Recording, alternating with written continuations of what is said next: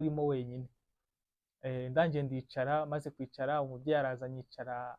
Icyantangaje, yahise afata imyenda ye yambara agenda arayihindura, amaze kuyihindura yambara utwenda tw'utumini, araza anyicara imbere. Imvura iragwa nyinshi cyane, icyo gihe imvura yaraguye mu buryo bukomeye cyane. Imvura imaze kugwa, ntangira gutekereza ati ubu ibintu bimbayeho ni ibiki. Ndavuga ati ubu ngiye gutandukira ku Mana koko, sinjye kubabeshya, irari ryaramfashe, irari riramfata, ariko nyine ndasenga Imana, mbwira Imana ati none ibyo byabayeho nuko ntangira gusaba Imana imbabazi, mbwira Imana ati Mana mbabarira. Mva byari ibintu bitoroshye cyane, ariko ndagira nkubwire ngo icyaha cy'ubusambanyi Imana icyanga urunuka. Niba uzi ko wifuza umugore wa mugenzi wawe, umenye ngo Imana igufata nk'umusambanyi, kuko ni ijambo ritubwiye ngo ndababwira ngo ukuri, hano muri Matayo 5:27 Yesu yaravuze ngo njyewe ndababwira yuko umuntu wese ureba umugore akamwifuza aba amaze gusambana. Ndagira nkubwire ngo iyo urebye umugore ukamwifuza umaze gusambana, Imana itugirire neza. Babwira wowe ukijijwe, ujye umenya ko igihe cyose ayo maso yawe areba ugatangira kureba abagore b'abandi ukumva utangiye kubifuza, buriya uwamaze gusambana tayari. Igihe amaso azaba akireba abakobwa ugatangira kumwifuza, ati uriya mukobwa, ugatangira kumureba umubiri wose, ugatangira kumwinjiramo imbere. Ati impamvu gusambana ni iki? Ukireba umuntu ukamara ubutekerezo byawe kubimwinjizamo imbere, akenshi ni nabyo nawe bigutera irari. Ryarari Imana tayari ihita ikubona ko wamaze gusambana. Kandi si ku bagabo gusa, abagore nabo ibyo bibabaho, kwifuza umugore akifuza umugabo undi akita kwifuza umusore kandi ari umugore. Ibyo byose wamaze gusambana. Niyo mpamvu Imana itugirire neza. Nibyo nababwiye, mbabwira ukuntu banyujije mu ntebe z'urusengero turi gusenga amasengesho y'iminsi 3, bavuga ngo harimo umusambanyi, ariko njye sinumvaga ko ndi umusambanyi. Ariko kubera ko cya kintu cy'uwirari cyo kwirirwa ngenda nk'uduki mu bakobwa, wumva umuntu w'umusore n'ibiki byose mu bakobwa ugenda ukubagana n'uduki twose, Imana yambonaga ko ndi umusambanyi. Bahise umuhanuzi yaje aramfatanyuza mu idirishya ry'urusengero, ndongera ndagaruka ndaraza aramfatanyuza mu ntebe z'urusengero, mpita nihana, nkajya nihana n'ibidahari kugira ngo Imana imbabarire. Nkihana n'ibidahari nkabwira Imana ati Imana mbabarira, nkihana n'ibyo ntazi. Ni kwa kundi umubyeyi agukubitaga ukajya gusaba imbabazi n'ibintu utakoze kubera ko wumva inkoni zikurembeje. Nanjye niko byangendekeye. Niyo mpamvu nkubwira ngo tube maso, kuko ijuru kuzarijyamo ni ibintu bitazaba byoroshye, kuko ntiwibwire ngo ijuru ngo ni ugupfa kugenda gusa. Igize bamenye inyigisho z'ubu zaranyobeye ngo abantu ngo bajya ngo kujya mu ijuru ngo ni ugupfa ngo kugenda gusa. Ntabwo kujya mu ijuru ari ugupfa kugenda gusa. Kujya mu ijuru bisaba kwihangana. Niyo mpamvu ijambo ry'Imana rivuga ngo inzira ijya mu ijuru ngo ni inzira ifunganye, ngo kandi abayinyuramo ni bake. Impamvu inzira ijya mu ijuru ifunganye ni uko ibi byose by'ubusambanyi ni ibintu abantu bishimishamo, ariko ibi byose iyo wamenye Imana ubijya kure, ukavuga ati Imana ntabwo byakambayeho, ukabigendera kure. Ibyo bintu byambayeho bifata gutyo, mpita nihana, ndavuga ati se burya umuntu iyo atekereje ku muntu, Imana ibifata nk'ubusambanyi.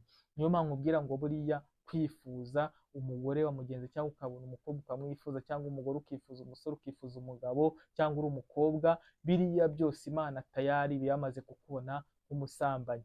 Utazajya ahantu bari gusenga ukumva Imana yavuze ati hano harimo abasambanyi, utangiye kuvuga ati njye ndejejwe we. Hari igihe usanga ari wowe Imana iri kubwira ati ni wowe wasambanye, wowe ukagira ngo urejejwe, kandi Imana niwe uri kubwira. Niyo mpamvu tujye twisuzuma, wenda niyo twacumura, ariko tujye tubwira Imana idukureho uwo mwuka w'irari, uwo mwuka wo kwifuza. Imana iwudukureho mu izina rya Yesu. Nigeze kujya ahantu, njya kugama ahantu, hari umubyeyi wari uri aho hantu, njya kugamayo. Ngiye kugamayo, imvura iragwa nyinshi cyane. Imvura iguye, njya kugama nyine kwa kundi urabona nk'ubu uri kugera mu nzira gutya imvura ikagwa, uhita ugenda ukugama. Nugama ahantu usanga harimo umubyeyi ari we urimo wenyine. Ndangije ndicara, maze kwicara umubyeyi araza anyicara.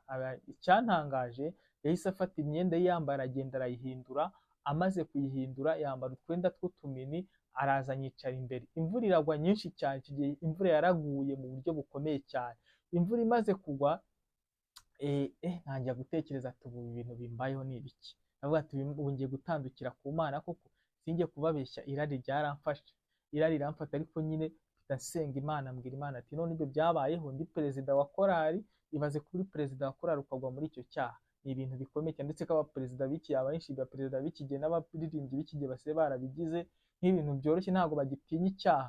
Umuntu asigaye ari umusambanyi akajya kuririmbisha korali, akaba perezida, akaba visi perezida, akaba umuririmbyi, akaba umupasiteri. Iki gihe abantu ntibagitinya ibyaha, abantu basigaye batinya pasiteri, bagatinya idini, basigaye batinya idini kurenza gutinya icyaha, kuko aravuga ati icyaha ntibari kundeba, ariko itorero bazi ko ndi akazi ko mu itorero bazi ko ari umukristo, bimutera kudatinya icyaha, kumva ko kuba mu itorero bazi ko ari umukristo, akumva ko ibyo bihagije.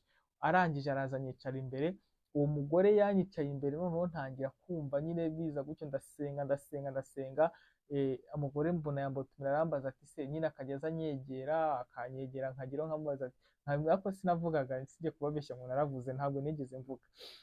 Imvura yaraguye, iragwa, ndangije arambaza ati se, abonye nyine ntari ikintu ndi kumubwira, arambaza ati se ufite umugore? Ndamubwira ati kubera iki se? Ati we mbwira niba ufite umugore. Aba arahagurutse agiye afata icyumba cy'uburiri, aragikingura, aragisasa neza, amaze kugisasa neza aragikingura, hajyaho amashuka meza, arambwira ati wakwinjiye ukajya kuryama hari ukaruhuka, imvura iragwa nyinshi cyane. Ndamubwira ati ntabwo ndi buryame ku buriri bwawe, mfite aho kuryama. Imana itugirire neza. Ndagira mbabwire ngo mujye muhamya Imana, haba muri mu bibazo, haba muri mu bisubizo, mujye muhamya Imana, kuko iyo uhamije Imana nayo iguhamiriza mu bantu. Haleluya. Byagenze gutyo, ndangije ndihangana, senga Imana, mbwira Imana ati Imana, nagize umutima wo gusenga, mbwira Imana ati Imana, nunkura aha hantu ndagushima. Ikintu nshimiye Imana yabikoze ku munota wa nyuma, ngiye kubona mbona ya mvura ihise, nahise nsohoka ndiruka, nahise nsohoka w'umugore asohoka ambwira ngo koko ngo uragiye, ngo waje ngo tubanza tukaganira. Ndavuga ati rero njyewe ndi umukristo, ndakijijwe, ntabwo ibyo bintu nabikora, Imana mfite Imana indeba, ibyo bintu byagayisha izina ry'Imana, ntabwo nabikora, naba ntandukiriye ku Mana. Arambwira ati se Imana ibiki n'ibyari, buriya rero ari imirongo abantu bajya batwigisha muri Bibiliya ishaka kutuyobya, akakwereka ko Imana itanga ko abantu bakora imibonano, ngo Imana ngo aricyo yabiremeye. Ibyo byose ni ibintu bigenda biza byikubita ku bakristo. Niyo mpamvu mbabwira ngo tube maso kugira tutazatungurwa. Imana iduhe umugisha. Reka dusenge Imana. Mana Data wa twese uri mu ijuru, tugushimiye kugira neza kwawe. Mana tugushimiye kuri ijambo duhaye n'impuguro, nyuma bazabyumva bose bizajya bikura no bashyira, usabye kwizera izina ryawe ryera. Amen. Nkurarikiye utarakora subscribe, kora subscribe kuri Shenge TV, tujye tubana buri munsi uko bwije n'uko bukeye. Shalom, shalom.